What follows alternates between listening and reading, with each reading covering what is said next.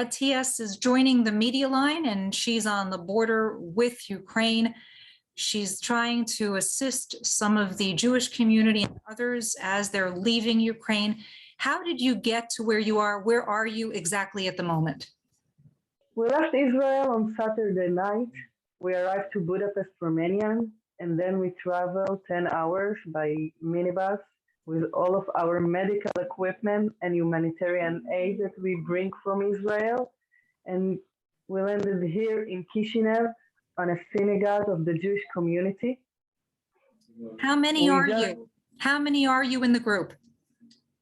Our delegation is with 15 members, and all of us are medics, paramedics, and logistic and technological staff members. And I myself, I'm a manager of emergency situations. How many other women are with you? Vicky is a medic, and she's also at our psychotrauma unit, and also Sarit with me. But our mission is just to prepare and to understand what the needs are.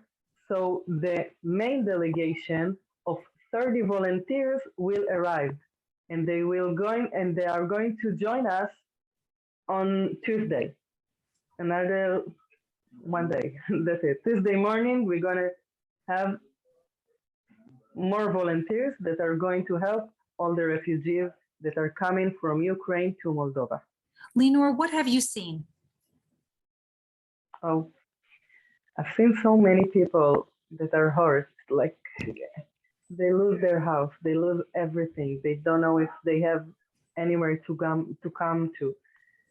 They don't have money, they don't have food, they don't have their medicines, they don't have clothes to wear. They came just with their clothes on their, and that's it. They don't have nothing. The kids are traumatized. I met a woman who came to the border with Shmulik, 6 years old, and Chaya, 2 years old, and her husband. But on the Ukrainian border side, they told the husband that he is not allowed to cross because he's at the age that he's obligated to fight. And her husband told his wife, "You go, save you and the kids."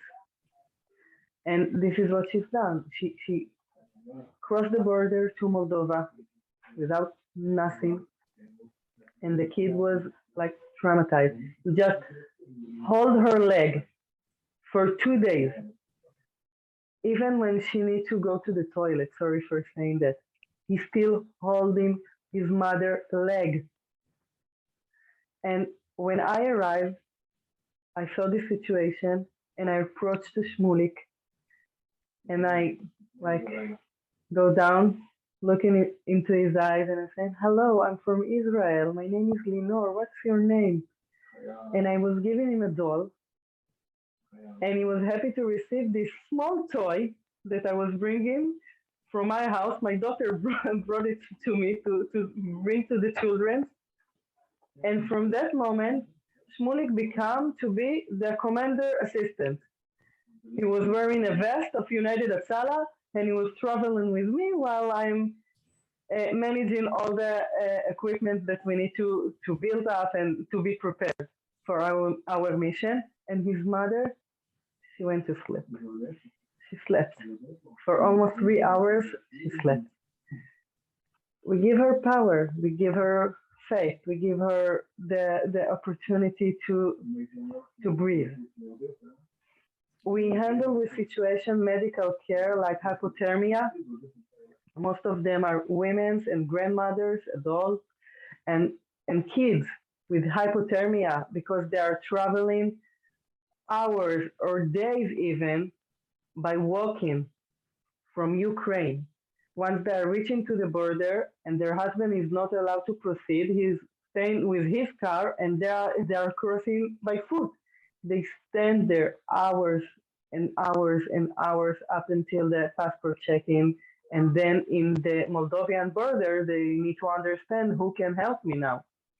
So Lenore, excuse me. I'm sorry to interrupt. I mean, because I'm sure the stories are just tremendous. How many Yeah. families are you seeing separated like this? Our delegation, as far as now, treated 1,500 people each day. It's amazing. I'm myself treating hundreds of people. It's like every minute or every 3 minutes, I have a different family to treat it. Are you seeing separation of families, though, where the husbands are being told to stay back and fight? Many of them? All the time, many of them, all the time. If you see it like men and young men, I'm asking, how did you cross the border? So perhaps he is a single father, then he is allowed to cross, or having a severe medical issue. What are the needs currently? I mean, you mentioned that basics are needed. I understand the Jewish community has been giving food over, even from their Passover food that they had put aside. Try to describe what's happening on the ground in terms of the food situation. Today, all of us, not only the delegation, but the refugees here and the Jewish community, we have only small rice amount to eat and one like small chicken kebab. Okay, so and that's all. We don't have enough vegetables. We eat vegetables only in the morning.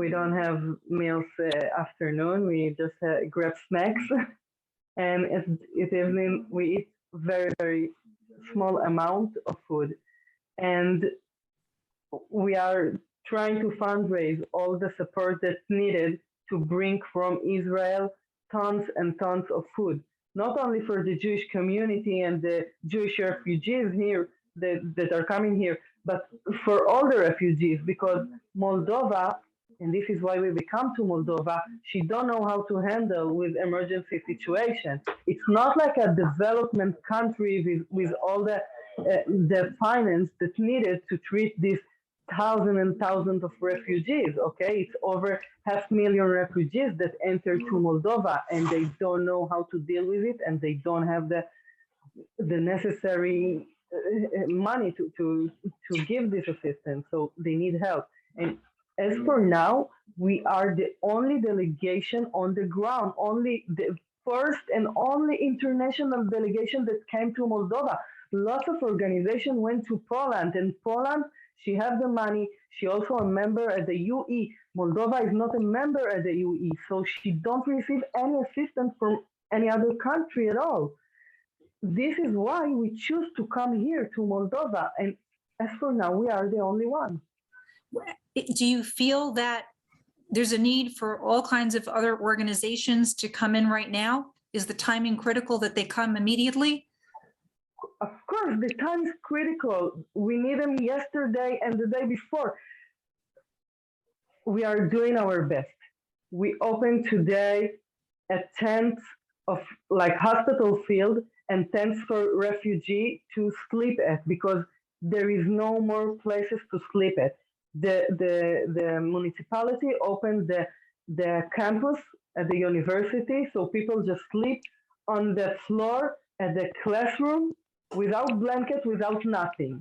This is the situation, and we are not allowed to film that and to show it to the world because Moldova will embarrass it. She don't want them to see this situation. But I'm here on the ground, and this is what I see. This is what I'm trying to figure out what I can do. So we built tens of tents, that military tents, and we buy beds, military beds, and we're going to bring blankets from Israel because we didn't find over here somewhere to buy it. We are doing whatever we can to save lives. Lenore, to save lives. I understand that there's going to be a flight coming in just in a couple of days, that this flight is coming in both to bring in goods and also to help take some of the people to Israel. What can you share about this? Well, we are ready to receive the next delegation that will come here and join us. I'm not going home. I'm going to stay here with them, all the staff members.